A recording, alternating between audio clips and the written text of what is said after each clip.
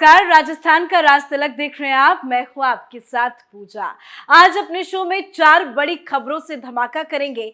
सबसे पहले वो सर्वे दिखाएंगे जिसे करवाकर खुद कांग्रेस ने अपनी किरकिरी करवा ली है। दूसरी खबर में बताएंगे कि कैसे नोटों के पहाड़ का खुलासा होने पर गहलोत ने सिर पकड़ लिया है।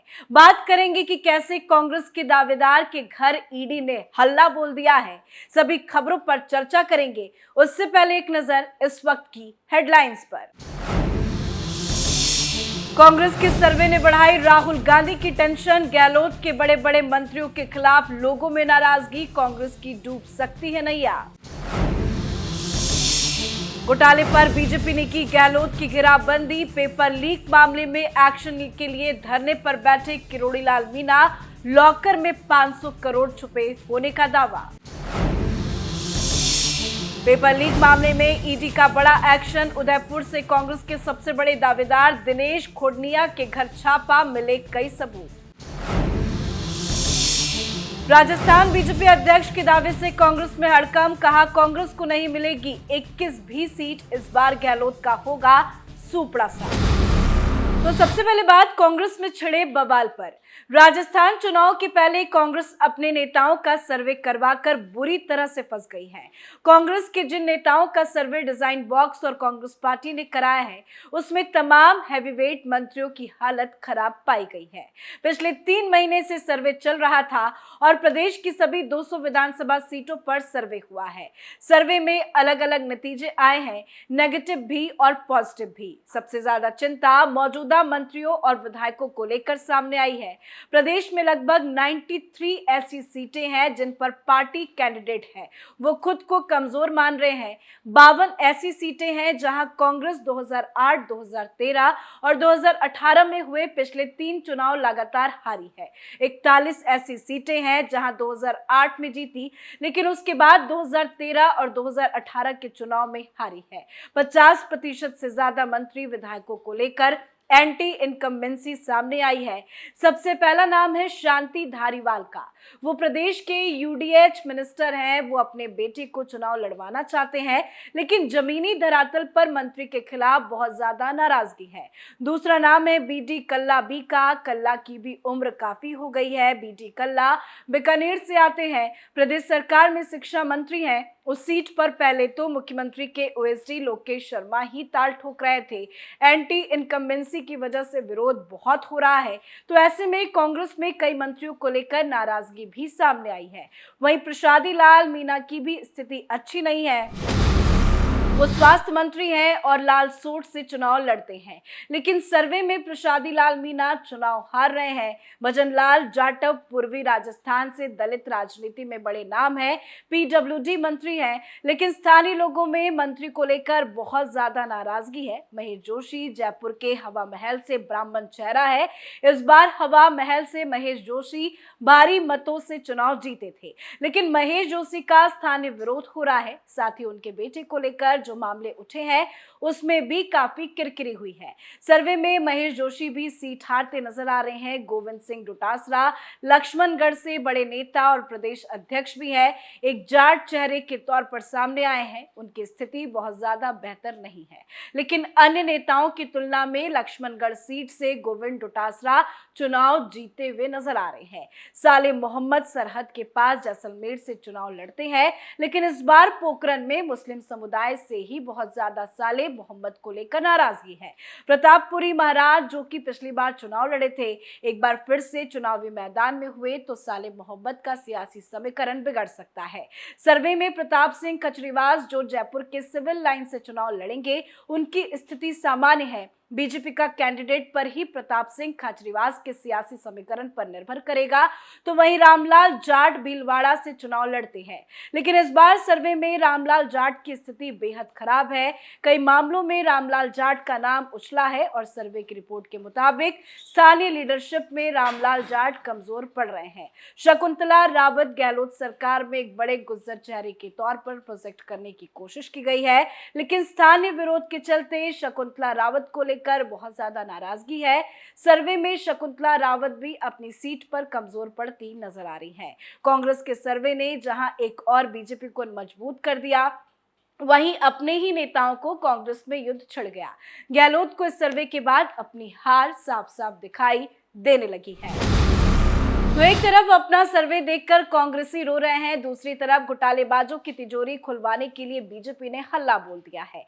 राजस्थान पेपर लीक मामले में कांग्रेस नेताओं के करीबियों के ठिकानों पर ईडी की छापेमारी के बाद बीजेपी नेता और राज्यसभा सांसद किरोड़ीलाल मीणा ने बड़ा दावा किया। उन्होंने कहा है कि जयपुर के गणपति प्लाजा के प्राइवेट लॉकर्स में करोड़ों का काला धन छुपा है, जिसकी रकम 500 करोड़ रुपए से ज्यादा है। किरोड़ीलाल मीणा अब इसके खिलाफ धरने पर बैठ गए हैं। उन्होंने ऐलान कर दिया कि जब तक काले धन का खुलासा नहीं हो जाता, तब तक वो गणपति प्लाजा के बेसमेंट में प्राइवेट लॉकर के बाहर धरने पर बैठे रहेंगे। किरोड़ीलाल मीणा ने दावा किया कि प्राइवेट लॉकर्स में पेपर लीक के काले धन के साथ जल जीवन मिशन और डीओआईटी डिपार्टमेंट से जुड़ा काला धन भी रखा गया है। किरोड़ीलाल मीणा के ऐलान ने राज्य में सियासी पारा हाई कर दिया है। गहलोत टेंशन में आ गए हैं क्योंकि ईडी के कांग्रेसियों पर एक्शन को देरी हुई नहीं कि बीजेपी नेता ने नया दाव कर गहलोत को फंसा दिया। फिलहाल मौके पर स्थानीय पुलिस पहुंच चुकी है। हालात पर नजर रखी जा रही है। संभावना जताई जा रही है कि पूरे मामले में इनकम टैक्स के अधिकारियों को सूचित कर मौके पर बुलाया जा सकता है।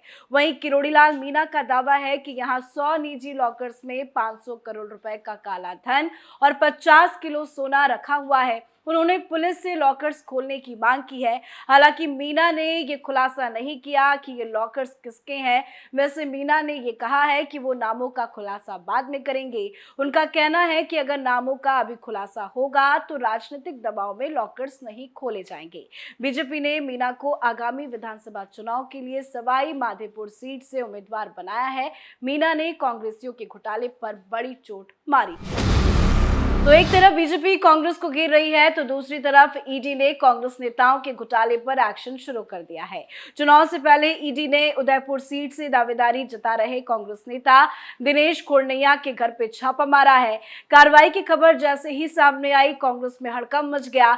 वहीं ईडी का ये action high profile paper leak मामले में किया गया है। कहा जा रहा है कि छापेमारी में कांग्रेस नेता के ठिकाने में कई सबूत ईडी के हाथ लगे हैं, जिससे जल्द ही विधायक की गिरफ्तारी भी हो सकती है। ईडी के बड़े एक्शन से बाकी कांग्रेसियों में भी डर बैठ गया है, क्योंकि घोटाले में ईडी का रडार पर आने का अगला नंबर किसी का भी लग सकता है। जिस उदयपुर सीट पर कांग्रेस नेता पर एक्शन हुआ है, उस उदयपुर विधानसभा सीट जिस पर पिछले 2 दशक से बीजेपी का राज है, बीजेपी के इस किले को भेदने के लिए कांग्रेस पार्टी के कई नेताओं ने अपनी दावेदारी जताई है। हालांकि इन सभी दावेदारों में दिनेश कोर्नैया का नाम सबसे ऊपर माना जा रहा है। बीते दिनों उदयपुर के सर्किट हाउस में एक कार्यक्रम के दौरान उनका स्वागत करने के लिए शहर के विभिन्न समुदाय के सैकड़ों लोग पहुंचे थे। तब भी साफ हो गया था कि उदयपुर शहर सीट से यही मजबूत दावेदार है। हालांकि पेपर लीक मामले में दिनेश कोर्नैया का नाम सामने आने पर ईडी ने छापा मारा। ऐसे में सवाल उठता है कि घोटाले में नाम सामने आने के बाद क्या कांग्रेस दिनेश कोर्नैया को अपना उम्मीदवार बनाएगी, क्योंकि दिनेश कोर्नैया को लेकर बीजेपी ने भी कांग्रेस के खिलाफ हल्ला बोल दिया है। खैर, ये तो जल्द ही साफ हो जाएगा। वहीं पिछले दिनों राजस्थान पेपर लीक मामले में ईडी ने आरपीएस सदस्य बाबूलाल कटारा और मास्टरमाइंड भूपेंद्र सारन को रिमांड पर लिया था।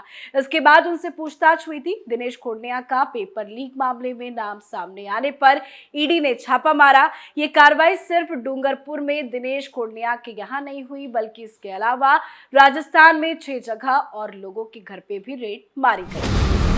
तो अगली खबर में बात कांग्रेस को लगे 440 वोट के झटके की करेंगे। एक तरफ कांग्रेस उम्मीदवारों के नाम का ऐलान करने में उलझी हुई है, तो वहीं दूसरी तरफ कांग्रेस को लेकर ऐसे दावे किए जा रहे हैं जैसे गहलोत पायलट दोनों सदमों में है। बीजेपी प्रदेश अध्यक्ष सीपी जोशी ने गहलोत सरकार पर तंज कसते हुए कहा कि कांग्रेस पार्टी पहले ही हार स्वीकार कर चुकी है।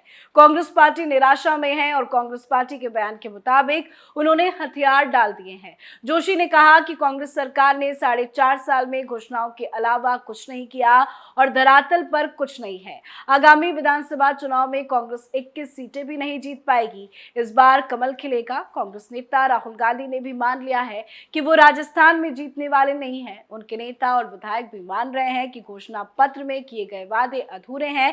बीजेपी नेता के इस दावे से कांग्रेस टेंशन में आ गई है, क्योंकि एक तरफ तो खुद कांग्रेस का सर्वे उसे हार दिखा रहा है, दूसरी तरफ बीजेपी नेता खुलकर दावा कर रहे हैं। यही कारण है कि कांग्रेस कांग्रेसियों ने चुनाव से पहले ही अपने हथियार डाल दिए हैं। आज के हमारे शो राजस्थान के राजतिलक में फिलहाल इतना ही। कल एक बार फिर से राजस्थान से जुड़ी तमाम खबरें लेकर हाजिर होंगे। देखते रहिए कैपिटल टीवी। नमस्कार।